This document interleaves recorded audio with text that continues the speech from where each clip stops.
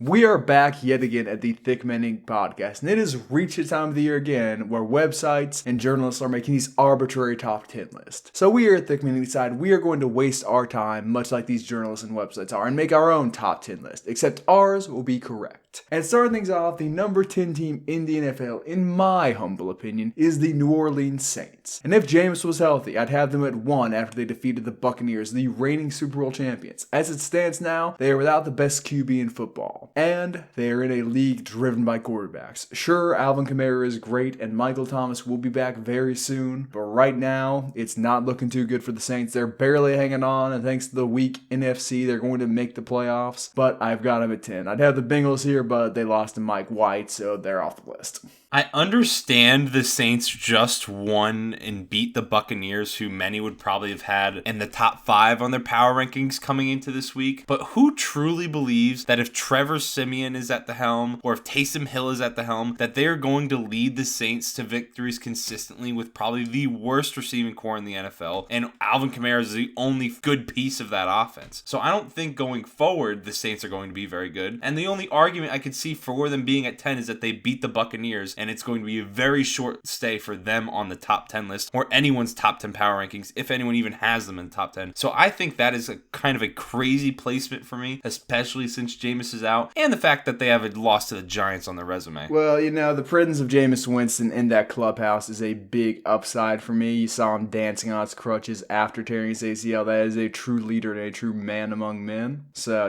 still got him up there. Who is your number 10 team, Tristan? Coming into this season, or coming into this video, I was preparing for the Titans to be my highest ranked AFC team on my power rankings, but we now have found out that Derrick Henry is out 6 to 10 weeks, and that greatly diminishes how good the Titans are. They are no longer the best team in the AFC, so they would probably be my 10th best team. It is between them or the Chargers. And now, coming into the year, I thought Justin Herbert was going to be MVP caliber, play really well, and he's having a good season, but that running defense especially is really bad. They can't seem to stop anyone. They've lost a couple close games, and Justin Herbert isn't playing as good as other MVP candidates like Josh Allen, Kyler Murray, Lamar Jackson, Tom Brady even. So it'd be the Chargers or Titans for me at 10. Yeah, I can confirm you had Justin Herbert way too high based on the fact you drastically overpicked him in our fantasy league, which is why you were currently in last place, I believe. But I'm not in last.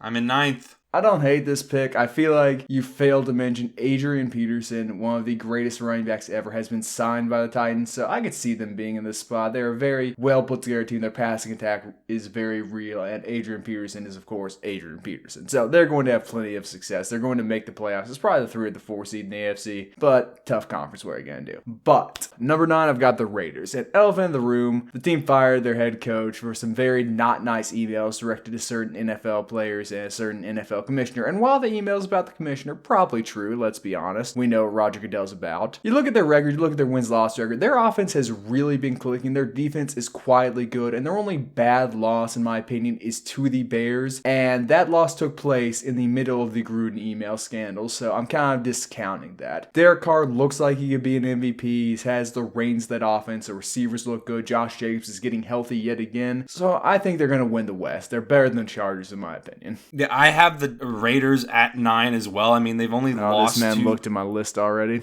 Oh, yeah, that's what I did. We coordinate these things. They've been extremely impressive compared to what I thought they were going to be coming into the season. 7 games into their season in week 8 now. I didn't expect them to be atop the AFC West, and I didn't expect their offense to be as productive as it has been. I didn't expect Bryan Edwards to be as good as he has been. I didn't expect Hunter Renfrow to have as big of a role as he has had. And they have looked really good with John Gruden exiting the building, but it was the Eagles and Broncos, 2 teams that I think are both pretty bad, and they don't have extremely insane wins on their schedule so far. They were able to pull off a win against the Chiefs, but they've won 3 games. They're playing the Giants right now as we speak. The Giants aren't a good football team, and that's why I have them at 9, because I don't think any of their wins are overly impressive. Their most impressive win was against the Ravens in week 1, and that's week 1. I mean, last year the Jaguars got a win in week 1. So when it comes to a win, when it comes to a loss, I don't feel like that matters for a lot of teams. And they do have a loss to the Bears on there, and everyone knows how bad the Bears offense I already has been explained with that, Matt though. Like, Nagy. you can't just ignore the context of that game.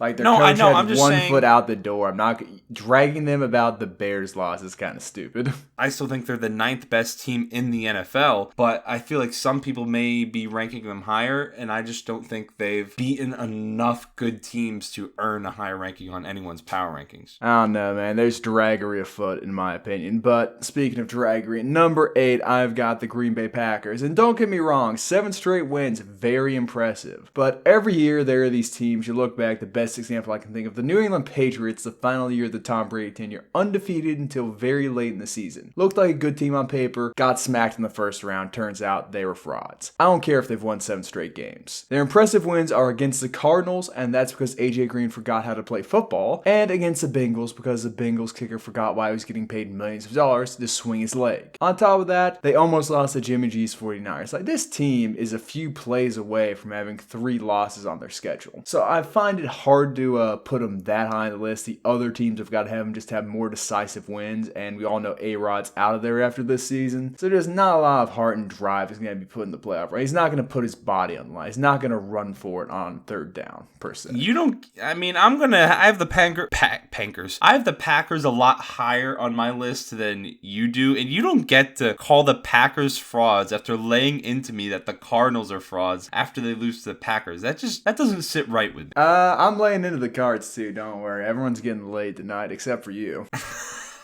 At number 8 for me, I have the Buccaneers, and they took a big hit on my power rankings because they somehow found a way to lose to the Saints with Trevor Siemian. That is unacceptable. If you're Tom Brady, I don't care how old you are, you could be 70 years old still throwing the football. You cannot lose to the Saints with Trevor Siemian. That is a bad look. Their defense is pathetic. They have no secondary. They gave up 36 points to Trevor Siemian. I'll say it again, who also had the worst receiving corps in the NFL. Now, the Buccaneers offense is insane. Tom Brady looks better than ever, but I was just shocked that they lost to the Saints, and that is why they come in at 8 for me instead of higher on my list. I know, you're kind of a hater, and I've known that for a very long time. You take the anti-Brady Milton approach, and you finally just beat it into you that he's the GOAT, but now it seems you're taking every opportunity to take a dump on him, and that's okay. Brady's gonna go to the NFC Championship game, laugh in your face, and no one will care about the Week 8 power rankings. Say la vie. I don't have too much to say in that. We'll talk about the Bucs later, but number 7, I got the Dallas Cowboys. Cowboys undefeated except for an opening night loss to the Buccaneers. They're very impressive. They got by far the best record in their division, and because they're weak division, they are probably going to be a top 2 seed in the NFC. Maybe the 3 seed, but they're going to be up there. Maybe not a first round bye, but they're certainly one of the best teams record-wise. Their offense, best in football, in my opinion, besides maybe a few which will be mentioned. They got Dak, they got Cooper, they got CD, and they got Zeke, and that offensive line is clicking yet again. Simply electric. And the creme de la creme, the cherry on top, they managed to win a game against a, granted, very mediocre Minnesota Vikings team with a backup quarterback in Cooper Rush. If you can go out there and win without your starting quarterback, your MVP candidate, you are a very impressive team. That's why I got the Cowboys right here. Once again, I don't understand how you're ranking a team this low, and this is coming from a Cowboys hater, a lifelong Cowboys hater. I don't see you how you have the Cowboys coming in at 7. That makes absolutely no sense to me, considering because I've got 6 teams better than them. They are 2 points away from being undefeated in week 1, and also we've talked about how week 1 doesn't matter. So I have the Cowboys higher on my list, and my number 7 ranking is going to be a bit controversial to some, considering a team I have ranked higher than them on my list actually lost to them. At number 7, I have the Bengals. They would have been top 5 for me this week if it was not for the loss to the Jets. You can't go to New York, lose to Mike White, and be ranked any higher than 7. That gets you knocked down a couple pegs. Even if you beat the Ravens, blow out the Ravens, you can't then go the next week and lose to the Jets. That is not okay. Now, their offense is extremely dynamic with the combination of Jamar Chase, Joe Mixon, T. Higgins, and Tyler Boyd. Now, CJ Azuma has been putting up some numbers, and their defense has been much better, but you can't lose to the Jets and expect to be that high in the power rankings. When it comes to the Ravens-Bengals game, the Ravens were winning at the beginning of the third quarter, and the game just got away from them, in my opinion. The Bengals come in in at 7. Very disappointing considering they were looking like a top 5 team. Well, I hope when the Bengals listen to this, they'll realize, man, Tristan Cogan's right. We can't lose to those trash teams like the Jets. Hey, to be fair, most teams lose to Mike White. Very good quarterback. The only two I can think which are better than them are Mike Hawk and Mike Hunt. But moving on, my number 6 team, I've got the Baltimore Ravens. And Lamar Jackson is good at football. A shocking statement to some, holy scripture to others. Their defense, very talented, kind of starting to click again, looking like last year's form. Their run game remains electric. Their backfield in pieces, 14 torn ACLs in total, carried solely by Lamar Jackson. I think they're a good team, don't worry. I just don't have them as high as a lot of people seem to. The Ravens will go as far as Lamar Jackson can take them to the playoffs. A wonderful place that I fondly refer to as the second round. But Lamar's great. Might win a second MVP. Just, I don't have him that high. Their offense kind of lacking besides him. I mean, I have the Ravens at the exact same spot in my power rankings. I think they are the 6th best team in the NFL. Like I said, I have them a notch above the Bengals simply because they are not the team that lost to the Jets.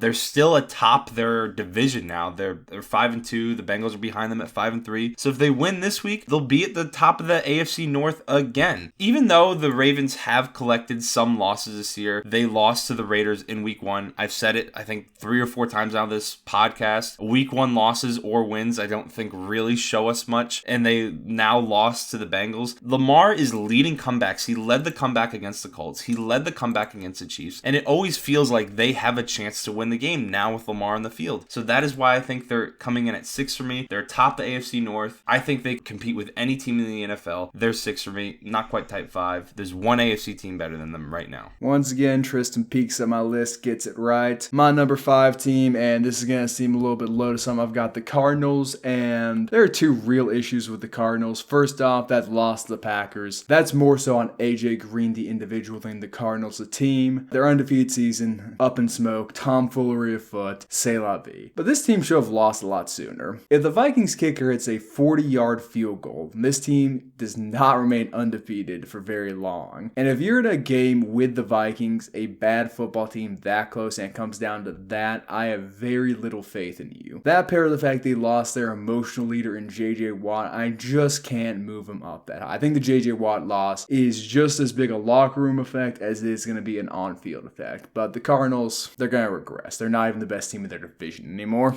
Well, I'm going to assume the only reason you have the Rams higher on your list above the Cardinals is because of the recent trade with Von Miller. And I can I've got him down here, even if Von Miller wasn't on the team. That injury to Watt then you're just flat out wrong because I have the Cardinals higher on my list because the Cardinals have impressive wins and they lose one game. They don't deserve to be knocked down all the way to 5. But the team that does deserve to be at 5 is the Bills. They are a really good team. Don't get me wrong, top 5 team in the NFL. Some people want to label them as the best team in the NFL, but all they've done is beat up on terrible teams. And now I know that they have dismantled the Texans and they dismantled the Dolphins. They didn't give up any points. I understand the sentiment that it is hard to beat any team in the NFL that badly, but they have not beat a team with a winning record. When they have played teams with winning records, guess what happens? They play the Titans and they lost. Now I think they're better than the Titans now because the only reason the Titans won that game was because of Derrick Henry. I now think the Bills are the best team in the AFC after the Derrick Henry injury, and they may finish with the best record in the AFC because the only teams with winning records on their schedule, records above 500 or better, are the Bucs and Patriots. Their schedule is terrible. They are the 5th best team in the AFC, and it'll be interesting to see how good they are come playoff team when they actually have to play teams with a record that is above 500. You struggled to get that one out, man. I don't blame you. I would struggle saying something that wrong too. But look, I'll talk about the Bills later. Got some thoughts about that Titans game. It is sad that Derrick Henry, the best running back in football we've seen since Adrian Peterson, maybe even since before him, is injured. But I'm not going to get into that. At number 4, I've got the Buccaneers. And they got Tom Brady, greatest quarterback of all time, and are about to enter 4 straight bye weeks with their very weak schedule. The Buccaneers are going to lose at maximum 1 more game this year and will probably be one of the top 2 seeds in the NFC, paired with the fact that their defense will get healthy by the time the playoffs come. I could see them jumping up to the top of my rankings. Right now, got them at 4. That offense is too good. Best wide receiver core we may have ever seen. You can only compare it to teams like the Minnesota Vikings when they had Randy Moss. That unit, amazing, but they're just so talented everywhere. Playoff Lenny has become regular season Lenny. Offense is too good. Front seven's still good. Secondary will get healthy. The Buccaneers are just going to keep winning. Even if the secondary gets healthy, that doesn't mean it's that good. And when it comes to their receiving core Good in enough general, to beat the Chiefs in the Super Bowl. Gronkowski has barely been able to step on the field, and that was more due to their pass rush, by the way. And Antonio Brown has barely been on the field. So I just have the Buccaneers down a couple notches in our mid-season power rankings because their defense is atrocious. I don't need to dwell on it again. And they just lost to the Saints with Trevor Siemian. That shows that they have some weaknesses and they can lose to a team with an elite offense because of how bad that defense is. Now, when it comes team to stops the Buccaneers in the playoffs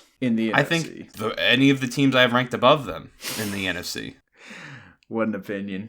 We'll get to those teams in a second. Right now, maybe. Coming in at number 4 for me in the NFL is the Dallas Cowboys. And once again, it doesn't bring me joy to rank the Cowboys as the 4th best team in the NFL. I'd much rather have the Giants up here. The Cowboys with Dak Prescott are an elite team. And we found out last night with Cooper Rush they can even win games. The Vikings are nowhere near close to the worst team in the NFL. They're better than probably every other team in the NFC East, the Cowboys division, and the Cowboys were able to find a way to win. As long as the Cowboys defense is decent, above average, which it is above average, especially in Micah Parsons in the middle now, and defensive player of the year leader Trevon Diggs, they can win football games. And with Dak leading the offense, and he just talked about the Bucs receiving core, the Cowboys receiving core is pretty insane. Cedric Wilson randomly has even showed up as a good receiver, and then they have Zeke and Tony Pollard in the backfield. So I think the Cowboys are a very good football team. I think they can compete with any team in the NFL. I think they can beat any team in the NFL. Any team can beat any team. The Bengals got beaten by the Jets with the backup quarterback. They're all professional athletes, so I guess you're right, but I don't think come playoff time, I'm saying I have zero faith in our friends in Dallas until they actually prove something to me in the playoffs. When's the last time they won a playoff game, Tristan?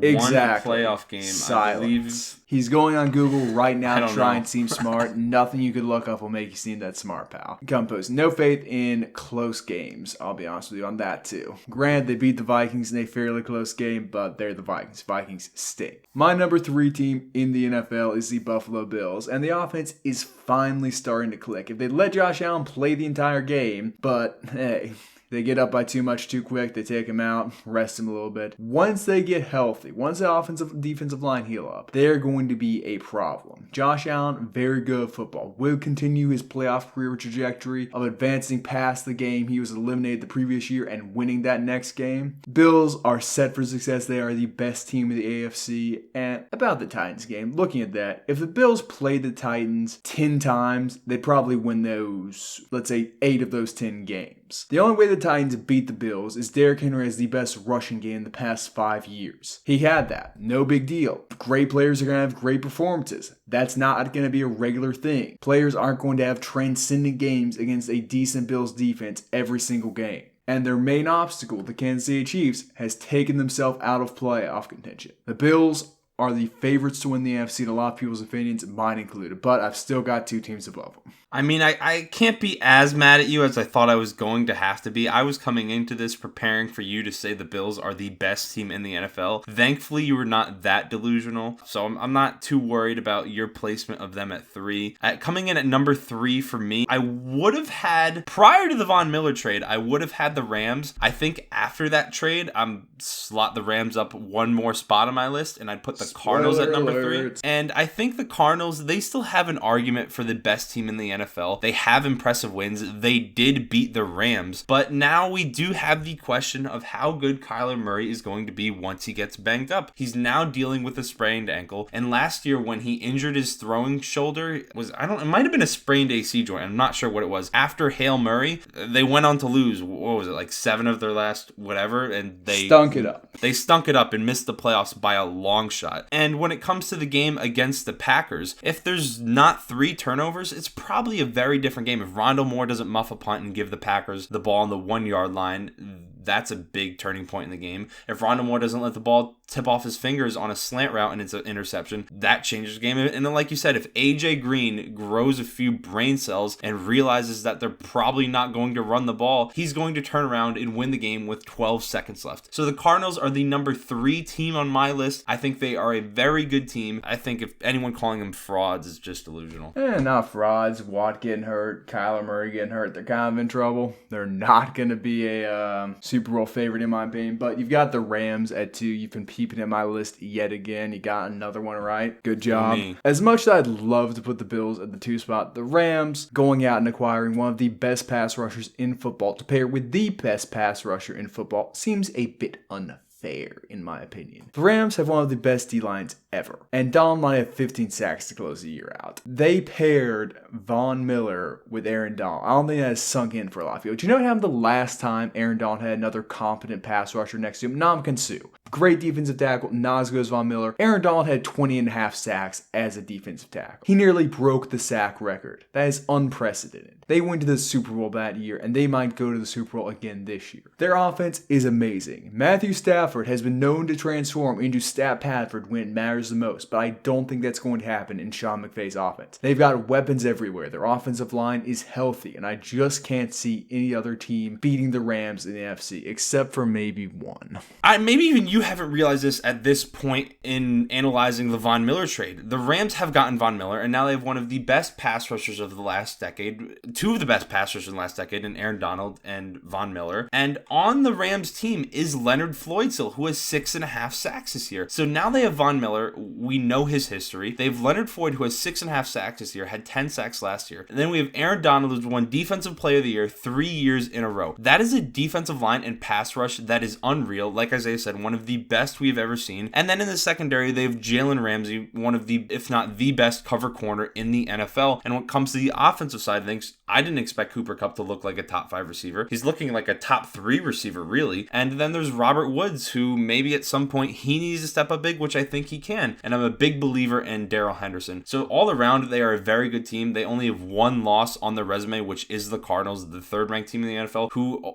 is also a 1-loss team. So they're coming in at number 2 for me. Obviously, only one team I think that is better than them right now. Now, let's see if we agree on this one. What you need to win a football game? Strength, speed, intelligence, great play calling? No, none of those things. The thing you need the most to win a football game is very simple. You need your kneecaps. And you know what team has been fighting, scraping, and stealing everybody's kneecaps? Dan Campbell's Detroit Lions are taking every team they play's kneecaps. I am so excited I can finally get on here and praise the Detroit Lions, regardless of the win-loss record. The knees are getting capped. They have a Super Bowl starting quarterback leading their offense, Jared Goff. The only reason he didn't hoist the Lombardi Trophy and the Super Bowl MVP, simply his own performance. Besides that little thing, he was on the verge of greatness. This is an amazing football team. The Detroit Lions are the team to beat in the NFC. Aaron Rodgers, who? Kyler Murray, who? The MVP, clearly Jared Goff. And Dan Campbell will get Coach of the Year. He is going to turn this organization around. And once again, for the first time since the great Detroit Pistons teams of the 80s, make Detroit a city of champions. I cannot wait to see how this season unfolds. None of what you said makes much of any sense. I have a